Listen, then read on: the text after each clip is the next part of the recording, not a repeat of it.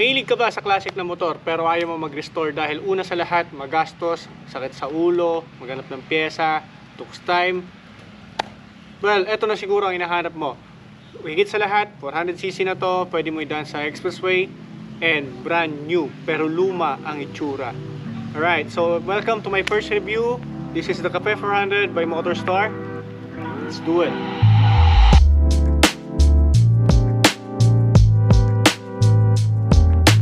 So nasa harapan natin ngayon ang Motorstar Cafe 400. Ito sa 397cc pero ang papel na ito is nasa 400cc. So expressway legal talaga siya. And then meron ditong 27 horsepower, the 30 Newton meter of torque. And gumagamit lang ito ng karburador. And then yun nga, single cylinder siya pero dual exhaust siya. So yun. So paano nangyari yun? Yun nga, dalawa lang yung exhaust niya. Yun lang yun. Yun ang pinagkaiba niya. Right, and then gumagamit din ito ng 2.2 liters of oil. So medyo malaki-laki nga yung ano niya, yung oil capacity niya. Well, given for the 400cc. And then 13 liters of fuel. Then ang alam ko meron siyang 2 liters of reserve, parang ganoon. And headlight na ito is puro lahat ng ilaw niya is halogen pa.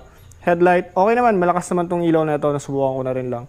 And this one is not stock. Anyway, binili ko lang yan sa Lazada.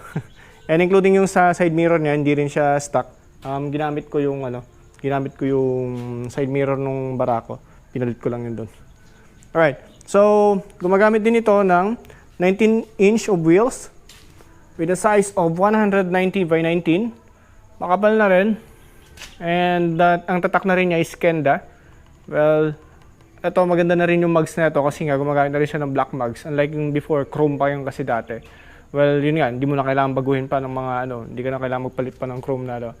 And of course, naka-disc brake na rin siya sa harap. Yun nga lang, non-ABS siya. So, talagang medyo, talagang basic bike lang kumbaga. Safety-wise, medyo kinulang nga sabi nga nila. Well, for the price range of 145,000, so syempre, talagang medyo na-budget nga naman tong bike na to. So, using disc brake sa harap and then drum brake po sa likod. And sa likod naman, gumagamit din to ng gulong na 130 by 70 by 18. So, malaki din talaga siya. Compare mo sa mga ibang na standard size is 17 ang alam ko. And then ito gumagamit siya ng 18 and then sa harap is 19.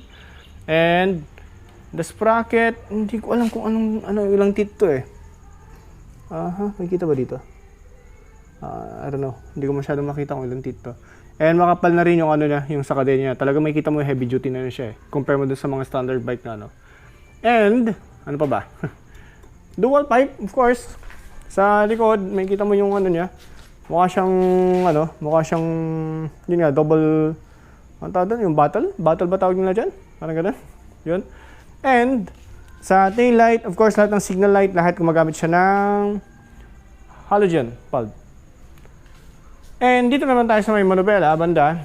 Well, basic mga switches din niya. Like for example ito, yun nga, kill switch, okay, on ng running light, and this one is the headlight, starter button, and then high and low, fast light, and then signal light, left and right. Alright, and then busina. And meron din siyang choke, kasi nga gumagamit pa rin siya ng carb. And then sa gauge naman niya, so of course, analog lang siya. And then basic information, like for example, ito, kilometers per hour, and then miles per hour. Of course, gumagamit tayo ng kilometers per hour. And RPM. So, on natin. Yun. So, fire it up!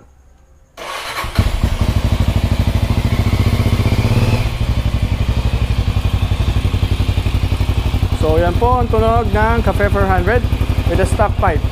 Sa totoo lang, medyo balak ko ding palitan to kasi nga medyo mababa yung yung pipe na ito. Pagka sumakay ka na, talagang medyo bagyang bumababa pa siya.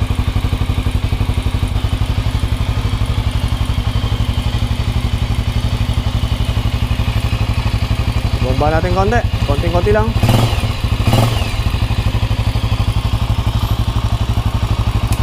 So yun, para medyo magkarinigan tayo. Gumagamit din ito ng telescopic port. Sa totoo lang ito, maganda rin yung yung play niya. Compare mo sa mga ibang bike. Medyo makapal na rin yung telescopic niya kasi. And dito naman naka-air And naka-air and what ba this? Oil shocks na rin siya dito. Well, ito, meron siyang pagre-refillan dito eh. And kasi, yun nga, konting tip na rin lang kapag bumili talaga kayo ng mga kahit anong motor naman actually, kahit ng mga jump bike naman eh. Check natin lahat yung mga bolt, yung mga hangin nung tawag nito, nung shocks niya. Kasi nung binili ko to, medyo parang gumigewang siya sa highway. Yung pala, sabi ko, kala ko sa gulong lang, kulang ng hangin, gano'n. And yun nga, chinek namin ng mekaniko ko.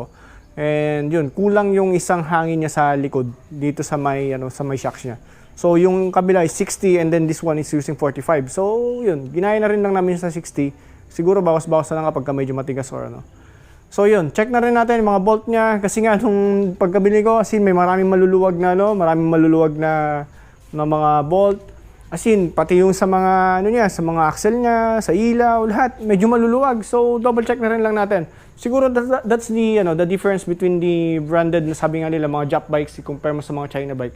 Minsan kasi sa jump bike talaga medyo stricto sila pagka bago i-release yung unit na yun nga na kailangan dumaan sa quality control ganun. This one dumaan rin naman sa quality control siguro pero for the assembly, I don't think so. Ang dami talaga maluluwag na niya. So yun, kapag mahilig ka talaga sa retro bike and then gusto mo mag expressway, then think ko this one is the suit for you. Kasi nga ito yung talagang kumbaga pinakamurang expressway legal na bike. Masasabi ko na rin lang yung mga ibang mga pros and cons niya. Yun pros of course. Pogi. Magmumukha kang John Wick nito. Mukha mo si Ding Dong Dantes nito. And of course 400cc power, andun yung power niya. Compare mo sa mga from 150cc kasi well actually meron na ako nito before na yun nga binenta ko dati, pinambili ko nito. Pinandown ko nito. Right, so walk around natin. So that is the Cafe 400. Poging-pogi talaga siya.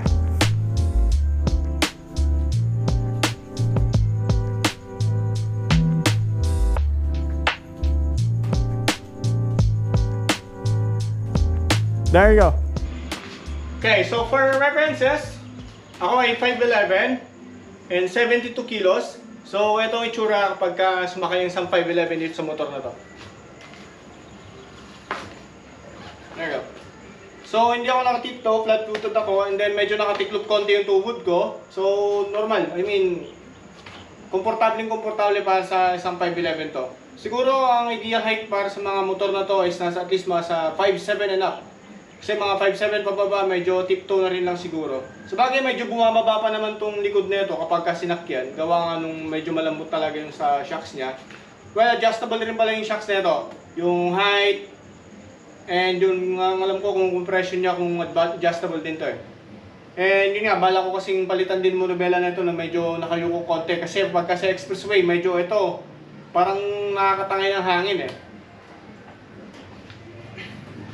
Okay. So, yun lang po, yun lang yung sa ngayon, yun lang muna yung masabi natin sa motor na to. For long time use siguro, i-review pa rin ulit natin. And sana nakatulong yung mga sinabi ko, yung mga information na sinabi ko, and then yung mga pros and cons nga niya. Yun, gawin niyo kapag bibili kayo nito sa pag bibili kayo direct from sa kasa. Yun, gawin niyo yun. Mga sinabi ko, mga pagta-tighten ng mga bolts, gano'n. So, tatapusin muna natin itong vlog na to dito. Maraming salamat ulit sa pagsama sa akin. And sana sa susunod, panoorin nyo ulit yung vlog ko. Maraming salamat sa nauling mga nanood pala na umapunta tayo ng 900 plus. Ako yata 900, din yung plus. Yun lang yung ibang tao. Joke lang. Maraming salamat ulit and God bless us all. Thank you.